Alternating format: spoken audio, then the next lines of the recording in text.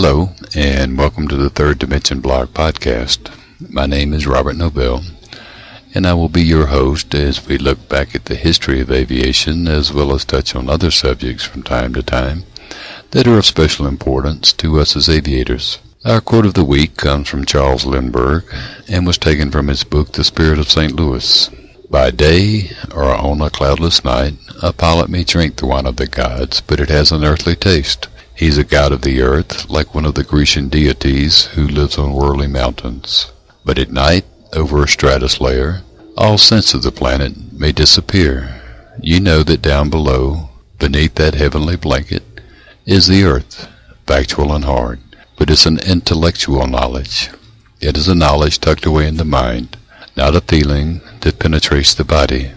And if at times you renounce experience and mind's heavy logic, it seems that the world has rushed along on its orbit, leaving you alone, flying above a forgotten cloud bank, somewhere in the solitude of interstellar space.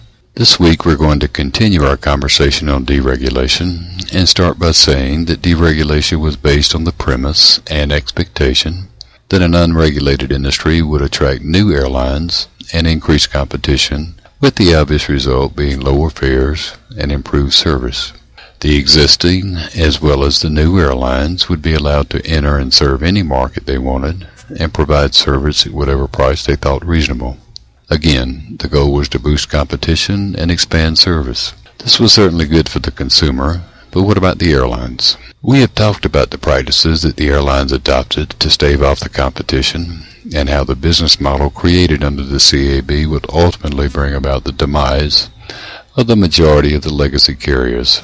But what we have not talked about is one very unique feature of deregulation, the Employee Protection Plan.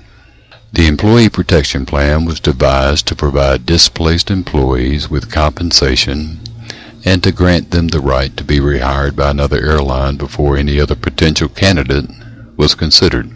However, this program never provided any assistance nor compensation to the employees of failed airlines, and so it was ultimately repealed by the Congress. The paradox here is that the airlines themselves were the biggest opponents of this plan. As I have said before, job security as an aviator is a myth even in the best of times, and our struggle continues. There is very little information available about the actual damage done to the airline employees and their families. Most people seem to be focused on the consumer and how they have benefited. The general consensus by these experts is that because fares have gone down some 30% between 78 and 90, we have been successful with the grand plan.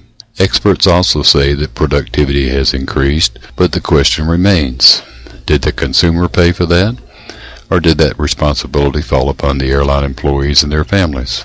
Another group of experts describes deregulation as an unfinished revolution. In this article, they speak of the first wave of deregulation as the hub-and-spoke route system and the success of that concept.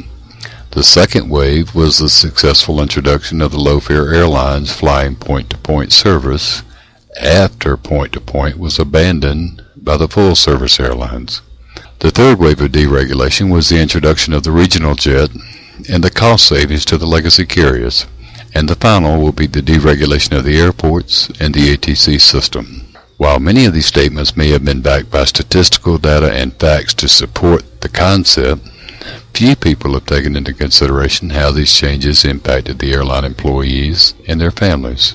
I know I have said that once, but for me I can't say it enough. What research has been conducted on how their lives have been impacted? The whole truth and complete story may never be represented fully, and certainly doesn't sell well in Washington or to the consumer. But consider the following. Do you remember which airlines were around in 1978 and which ones are no longer in existence? If the answer is no, let me refresh your memory. Aloha Airlines failed in 2008. AirCal was absorbed by American in 1987. Braniff failed in 1982, and Braniff 2 failed in 1989. Continental is still with us, but the current Continental is a remake of the original Continental that was bought out by Frank Lorenzo. Eastern failed in 1990. Frontier was absorbed by Continental in 1985. National was absorbed by Pan Am in 1980. Northwest was absorbed by Delta in 2008. Ozark was absorbed by TWA in 1986. Pacific Southwest was absorbed by US Air in 1988. Pan Am failed in 1990. Piedmont was absorbed by US Air in 1989. Republic was absorbed by Northwest in 1980. And TWA was absorbed by American in 2001. Western was absorbed by Delta in 1987. These facts are very telling, and when you add in the recent United Continental and American US Air merger, the facts are very telling. There are a number of experts who will argue that this is normal for any industry, whether it's airlines or typewriters. However, the most important thing to note here is that the other industries were not regulated by the CAB. Airline failures and mergers occurred for some very simple economic reasons. First and foremost was to grow the airline and increase the route structure. The second was to control the minor to major markets to offset or minimize loss in the major to major markets where there was stiff competition. But regardless of the reason, aviation will never be the same. That's it for deregulation, and I hope I've covered enough of the facts to motivate you to go back and do some research on your own before we move on to the RJ issue. I hope to look back at the RJ revolution on my next podcast, and that will be in 2 weeks.